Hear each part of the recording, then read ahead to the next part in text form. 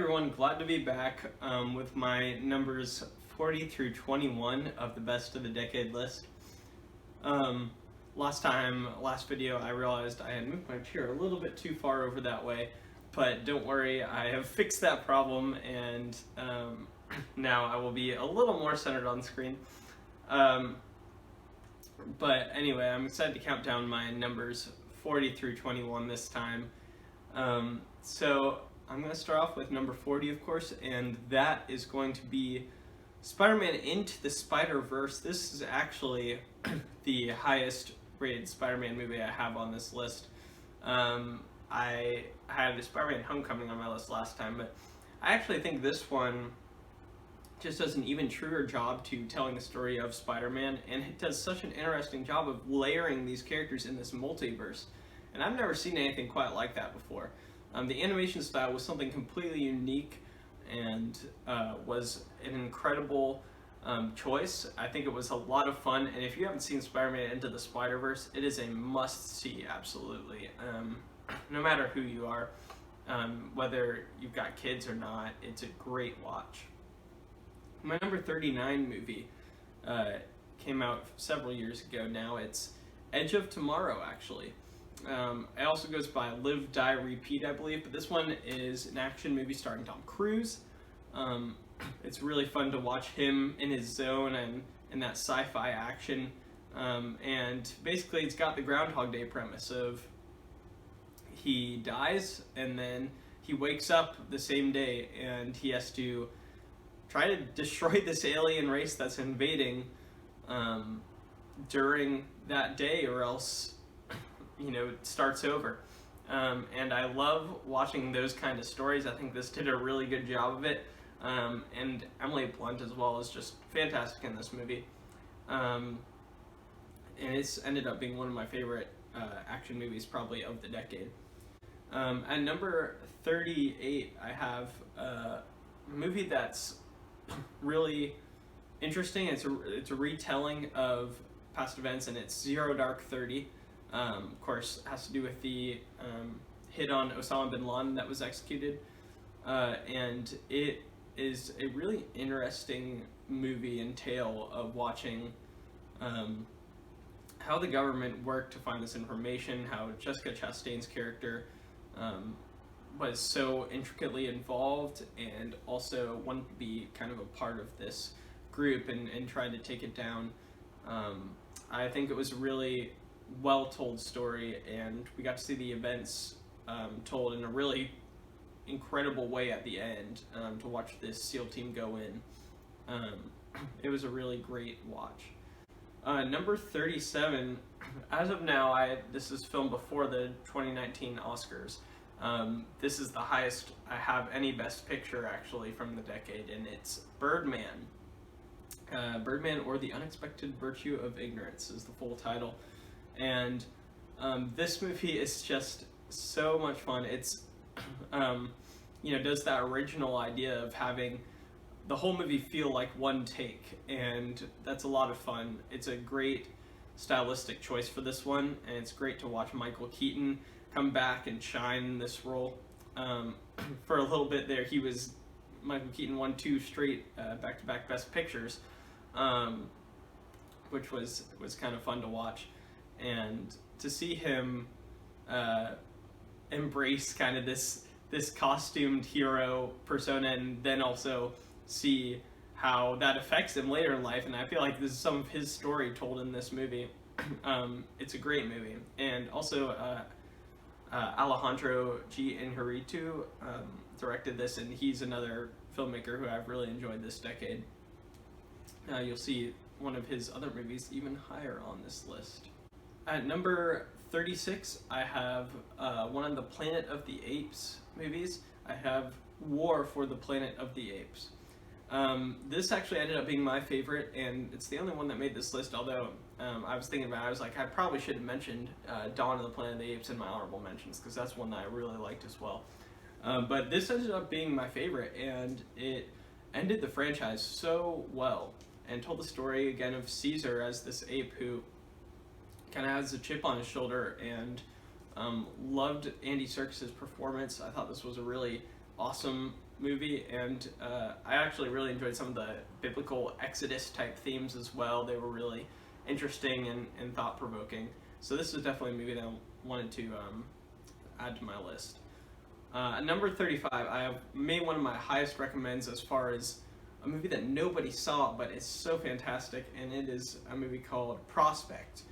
This came out in 2018, and it is a movie about kind of this father and daughter who are prospecting for this rare mineral on an alien planet. It's a sci-fi adventure, and then some story movements happen, and it gets to be a really interesting watch of almost kind of a survival tale, and watching them try to find their way out of this jam. And it's an incredible and a fun sci-fi movie. So if that is your genre, as it is mine, it's a strong recommend to you watch Prospect. At number 34, I have the movie Hell or High Water. This is such a fun Western, modern Western movie. I love watching Chris Pine and Ben Foster in their roles, and then of course Jeff Bridges in his role, and just seeing the way they act and play off one another, and then the incredible action sequences of the bank robberies and different things. But it's a solid Western movie that came out 2016, and it's one that definitely should be watched if you're a fan of that genre. On number 33, I have Sicario. This is another one of those Denis Villeneuve movies. This might be actually the first one that I mentioned on this list, but I'm a huge fan of this guy. This is definitely, he's I think one of my top 3 working directors right now, Denis Villeneuve, and he's going to have a few on this list. With Sicario, he kind of tells the story of this cartel that's over the border, and the story of this drug lord, and then really it's the story of Emily Blunt's character, who's tracking down this cartel and this drug lords. But it takes some interesting story movements, and it's a really tense thriller and a tense watch, but it's a very based in reality and really interesting story, and it definitely deserved to be on my list at 33. At 32, I have another sci-fi movie. This time it's The Martian, starring Matt Damon. This was such a fun movie. The Martian, it's a really dramatic and awesome tale of survival, but it also is so much fun to watch this character, like he says, science his way out of these situations, where he's really thinking, he's using his brain, and I think that's a great quality to see in a film, is he's not looking into anything, he's working hard to get where he is, and that's why The Martian sticks out to me. And it just ends up being, of course, one of my favorite sci-fi movies of the decade as well, and it gets in at number 32 on my list. At number 31, I have another Western movie. This time it is a Coen Brothers directed movie. These guys are great, and it is True Grit, the 2010 remake. This is another movie, of course, I believe Jeff Bridges is in this one too. But really who shines in this movie is Haley Steinfeld. She just does a fantastic job. It's really fun to see her play off these older and really, big actors with just as much nuance and fun. But this, I actually never saw the original, I believe, John Wayne movie. But this one is such a fun Western, and it's such a great remake, and it's worth, being in a top 100 list of the decade. Number 30, I have Prisoners. This is another Denis Villeneuve movie. This time it's got Hugh Jackman in it, and Jake Gyllenhaal as well. And what an interesting movie. And I've heard it said that this movie is kind of a movie about sadism, and the idea that these, basically at the start of the movie, Hugh Jackman and neighbors' kids get kidnapped, and Hugh Jackman's just trying to find this guy who kidnapped his kids. But it's a really interesting look at the lengths he goes to do this are very questionable, and because of that, Prisoners is such an interesting thought piece, and it's a worthwhile watch as well. Another foreign film at 29, this time not a drama but a horror, and it's Train to Busan. Again, another one I watched recently for the first time, and it's captivating. This is actually a zombie movie that takes place on a train, and what an intriguing, incredibly directed movie Train to Busan is. I love watching new takes and different takes on these kind of horror movies, and this is like a really heartfelt take on a zombie movie. Maybe one of the best I've ever seen. I don't consider myself to be someone who loves zombie movies or those kind of movies in particular, but Train to Busan just does such a great job of telling the story, and it really centers around a father and his daughter, I believe is what it is, and their relationship, and it does it so in such a great way that it deserves to be here. At number 28, so wow, we're already in the top 30 now. Number 28, I have Game Night. Game Night, what a fun movie. Jason Bateman and Rachel McAdams are stars in this one, and they just shine. This is a straight comedy about this couple that loves playing games, and essentially his brother comes to town and sets up a game, but things don't exactly go according to plan, and I think the sheer rewatchability of this movie is what makes it deserve a spot on this list. It's one that I've enjoyed going back to, and it's incredibly funny. Like I said, it's a really watchable movie. Number 27, I have my highest MCU movie of this entire list, and it's the Avengers Infinity War movie. It came out just a couple years ago, and this one was a really fun watch again. I feel like I've said that word a million times in this list, but that's what it is, and I loved watching, this villain Thanos actually, and watching him square off against the Avengers, and I thought it had a lot more heart than a lot of those Marvel movies. It was really well directed as well by the Russo brothers, and it's definitely a movie that I would highly recommend for anyone who, for some reason, hasn't seen it. It feels like everybody saw this movie, but really great movie in the Marvel franchise, and it deserves a spot on the list. At number 26 now, I have Kingsman: The Secret Service. Kingsman, the original Kingsman movie, came out, I believe, in 2015, 2014. And I love this movie. I love the action. Matthew Vaughn does a great job directing this one. It's really well acted by Taron Egerton and Colin Firth.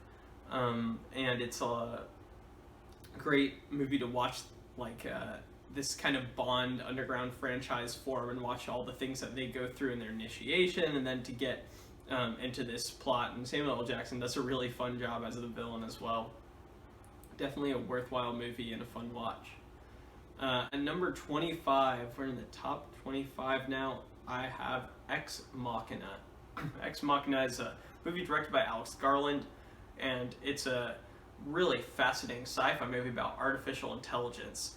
And I basically, I believe it's called the Turing test that they're doing, named after Alan Turing, and trying to figure out, how real this robot is. This robot played by Alicia Vikander, and it stars Oscar Isaac and Domhnall Gleeson, and it is well acted throughout, and it is very thought-provoking throughout as well. It's a fantastic sci-fi movie, and it makes its place at number 35 on my list.